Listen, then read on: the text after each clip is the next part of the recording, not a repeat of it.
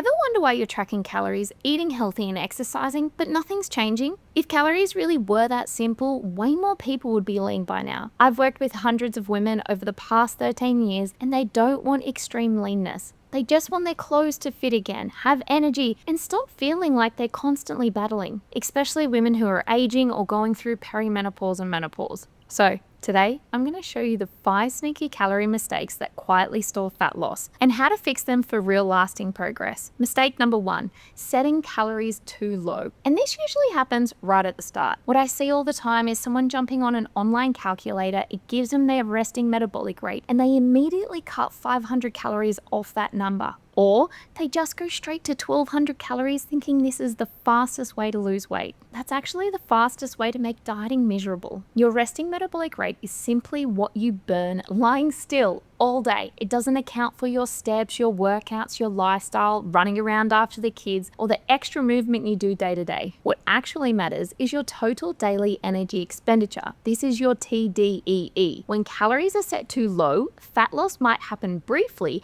but if you stay there, your energy drops, your recovery suffers, hunger increases, cravings start to kick in, and suddenly it becomes impossible to sustain. That's when slip-ups start to happen. Picking, overeating, feeling out of control. If your diet constantly requires willpower just to get through the day, you're setting yourself up to fail. Mistake 2 is forgetting your deficit is a moving target. A lot of people think that once they find their deficit, that's it. But as you lose weight, your body starts to adapt. You burn fewer calories at lighter body weight. This is where people start thinking, my metabolism is broken, this used to work, now it doesn't, it must be my hormones. What's actually happening is that your calorie needs are changing. And this is why tracking trends matters, because we want your weekly weight averages, measurements, progressive photos, not just day-to-day scale weight. The scales is one small piece of the puzzle. When you look at the full picture, you can make rational adjustments instead of just restricting harder and triggering another binge reset cycle. Fat loss isn't linear, and your plan needs to adjust over time. You need to learn how to move in and out of a deficit, and this is huge to make long-term success. Mistake number 3 is eating back your exercise calories. A lot of people rely on their Apple Watch, fitness trackers telling them how many calories they've burned, and then they seem to eat back those calories. In theory, it sounds reasonable. You burn more, you eat more. The problem is the calories burned estimates are extremely unreliable. Even in lab settings, energy expenditure is hard to measure accurately. Watches and apps are just educated guesses. For example,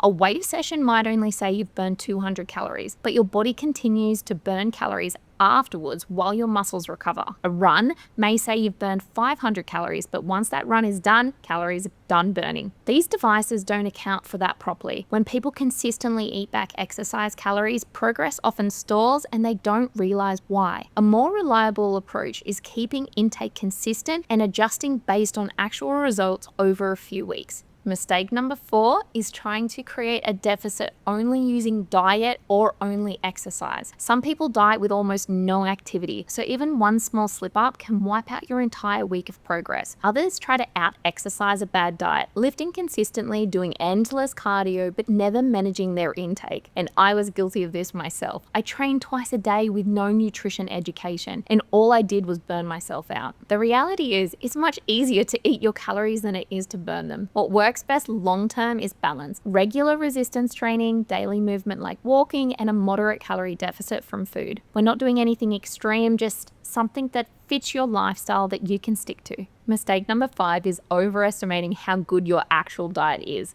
And this is one of the biggest reasons people don't see results. In studies, most people underestimate their calorie intake, and it's usually by a lot more than you think. I hear things all the time like, I eat pretty well, I cook dinner at home, I don't snack that much, we don't get takeout, but none of those are actual measurements. Oils, sauces, snacks, weekend foods, they all add up. Tracking is creating awareness of how much you're actually consuming. And the first time I tracked properly, it was honestly confronting, but it finally explained why I had been stuck for so many years. Portion size were bigger than I thought, serving sizes were way off.